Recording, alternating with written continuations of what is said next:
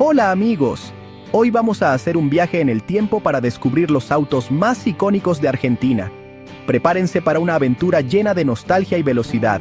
¡Qué onda, pibes y pibas de todo el mundo!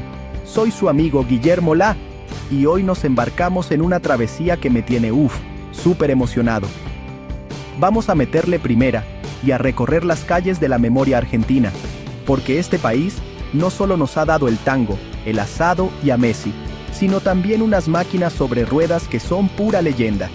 Agárrense fuerte del volante de la imaginación, porque vamos a desenterrar historias, anécdotas y el rugir de motores que marcaron a generaciones enteras. Desde el pequeño gigante que motorizó a la clase media hasta el deportivo que hizo suspirar a los jóvenes en los 80, pasando por el coloso que llevó la bandera argentina a las pistas más exigentes del mundo. Cada auto que vamos a ver hoy no es solo un montón de fierros y tuercas, es un pedazo de la cultura, de la sociedad y de los sueños de un país entero. Así que súbanse, pónganse cómodos, que este viaje por la historia automotriz argentina está a punto de arrancar y les prometo que va a estar brutal. Esto se va a poner bueno. Así es, mis cracks. Hoy no solo vamos a hablar de caballos de fuerza o diseños aerodinámicos, aunque de eso también habrá un poquito, claro que sí. Lo más importante es que vamos a conectar con esa fibra sensible que nos une a estas máquinas. ¿Quién no recuerda el auto de su abuelo, el primer coche en el que aprendió a manejar, o ese modelo que siempre soñó tener?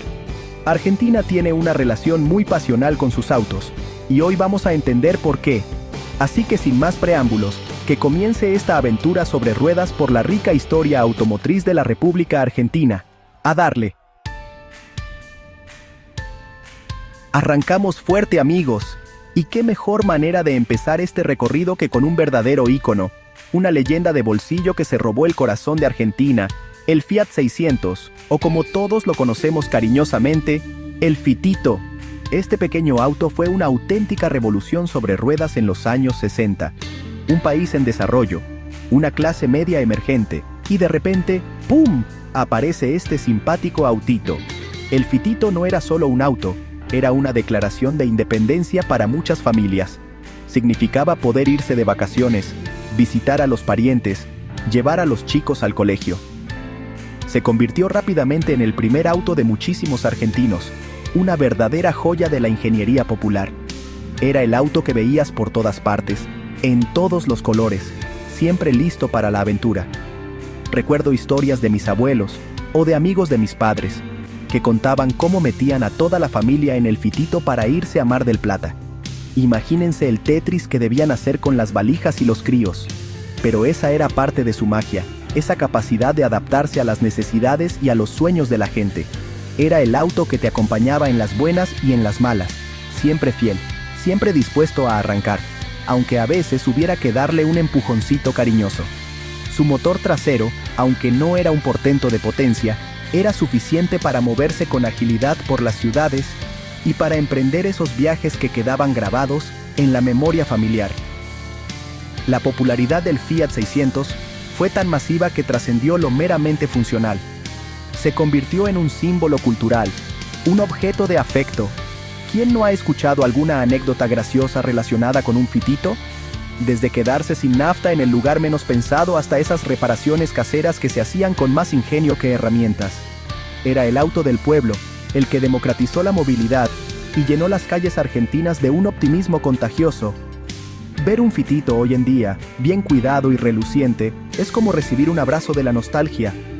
Su diseño, obra del genial Dante Giacosa, era simple pero increíblemente eficiente. Cada centímetro estaba aprovechado al máximo. Cada centímetro estaba aprovechado al máximo. Bueno amigos, después de la ternura y la simpatía del Fitito, nos metemos con un auto que despierta emociones mucho más complejas y encontradas en Argentina, el Ford Falcon. Vaya temita nos toca ahora.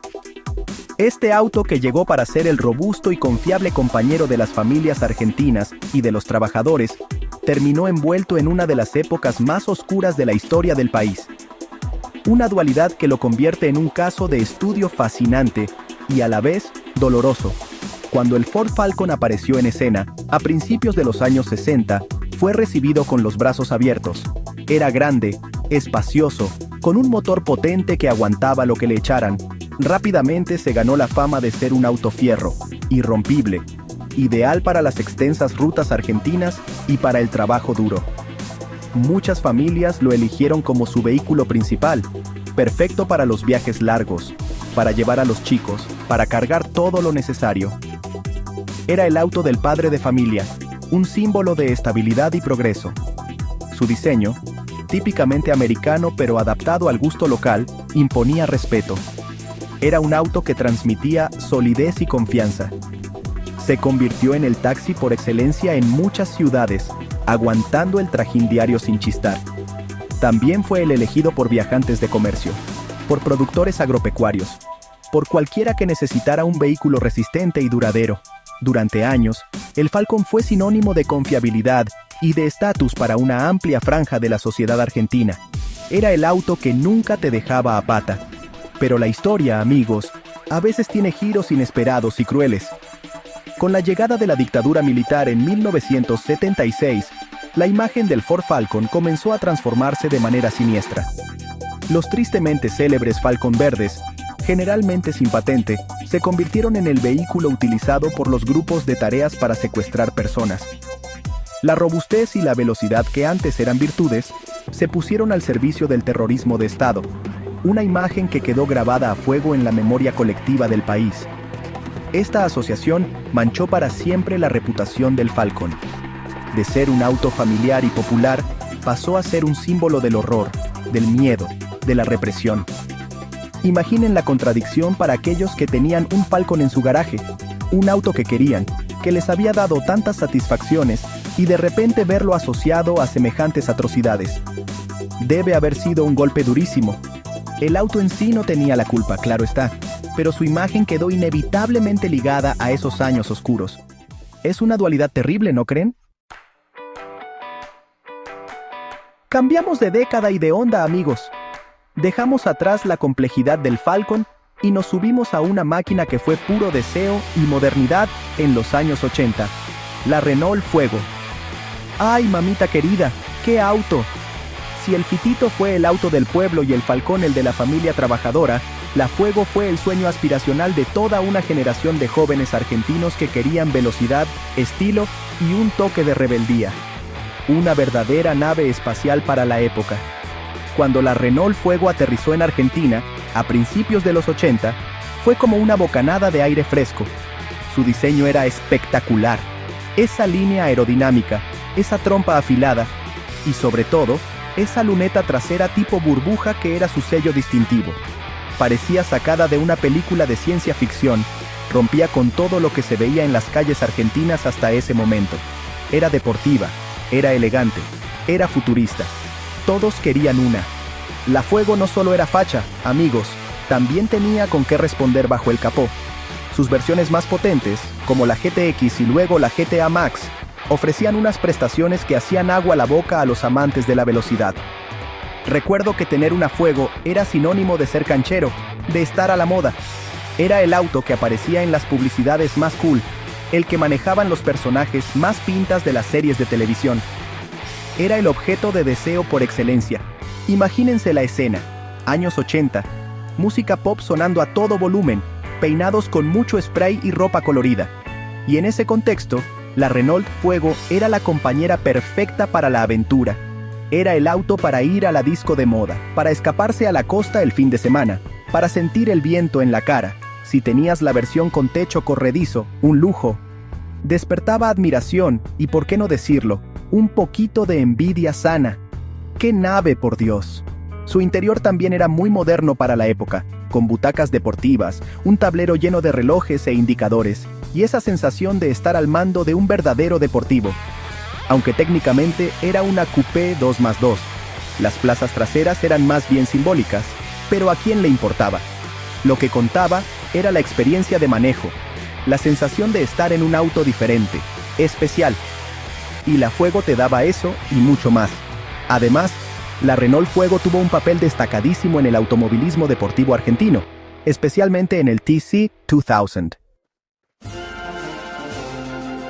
Y llegamos, amigos, al que para muchos es el auto argentino por excelencia, Una máquina que es sinónimo de orgullo nacional, de potencia y de una hazaña que quedó grabada en la historia del automovilismo mundial. Estoy hablando, ni más ni menos, que del Ica Torino, el toro de las Pampas.